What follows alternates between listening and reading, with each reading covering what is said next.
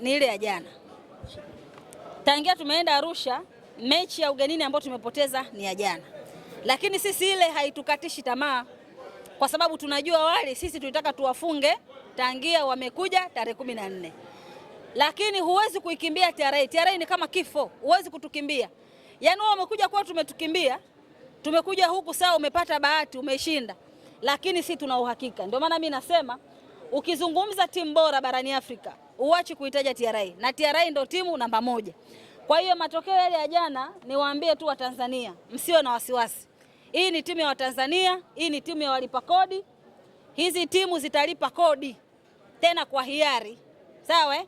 Kwa sababu tukisema tulipe kwa walipe timu zilipe kodi kwa lazima, kuna watu watakimbia. Ila sisi kwa sababu tunawapenda, watalipa kodi kwa hiari. Simba amekimbia tarehe 14.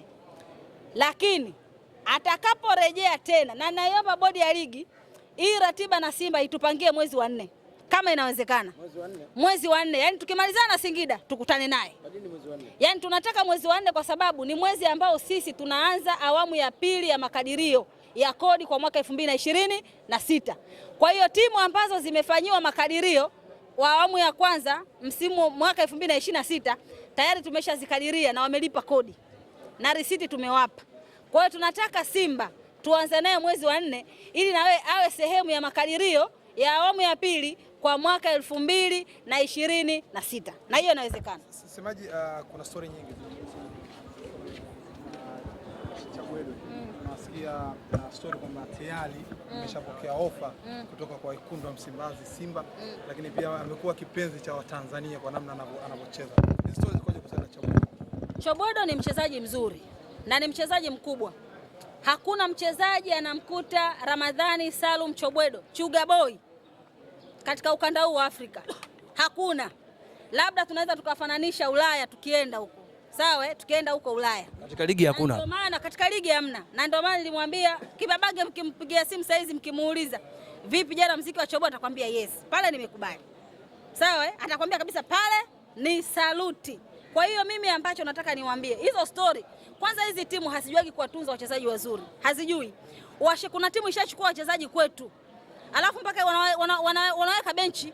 Wengine wanawatoa kwa mkopo. Sura leo wanajijua. Kuna mzungumzia Mwanengo. Tamaa.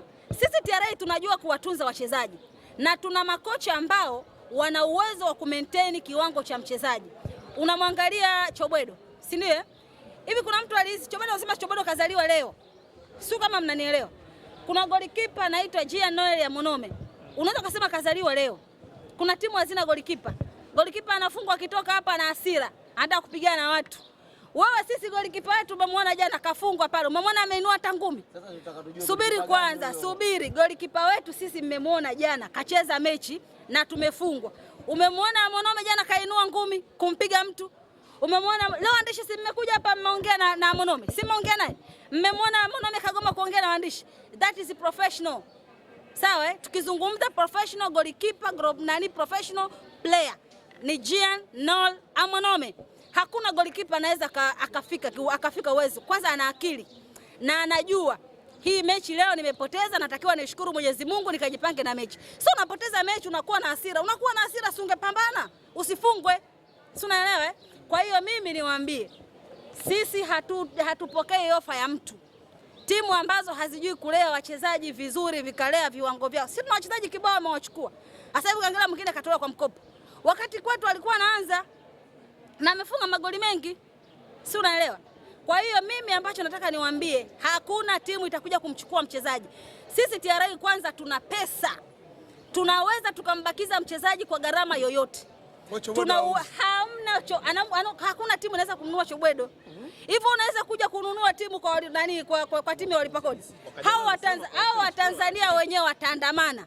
Wakiona timu ya walipa kodi inamuuza mchezaji wao ambao ni icon ya klabu. Wataandamana. Chobwedo hauzwi. Lakini ofa zimekuja. Hata timu ikinunua hawana uwezo wa kumtunza, hawana. Timu pekee inayoweza kutunza wachezaji, inayoweza kuwa maintain wachezaji viwango vyao vikawa bora ni TRA United Sports Club. Nyingine zote hamna. Zaidi nyingine mchezaji atatia hasira huko, atapigana na refa, atafanya nini? Anafanya hivyo. Lakini kwa TRA sisi ndugu yangu, kwanza wachezaji wetu wana nidhamu. Wewe ushawahi kumwona mchezaji wa TRA kagombana na mtu? Umewahi kumwona wapi?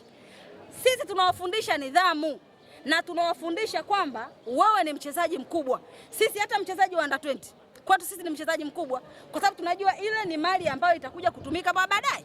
Kwa sisi haturuhusu wachezaji wetu waka misdiscipline hata siku moja.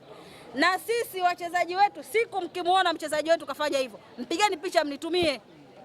Yani siku mkimuona mchezaji wangu mimi anagombana na mtu, piga picha nitumie. Na uhakika mpaka ligi itaisha, hukuti mchezaji wa TRA amekwenda kupigana na mtu uwanjani. Amefungwa jana, Monome kafungwa goli 3. Pale Meja Samuel katoka amani fair play. Sasa unafungwa unaanza kukurupuka. Ungetaka kama ungecheza benchi. Lakini sisemaje hivi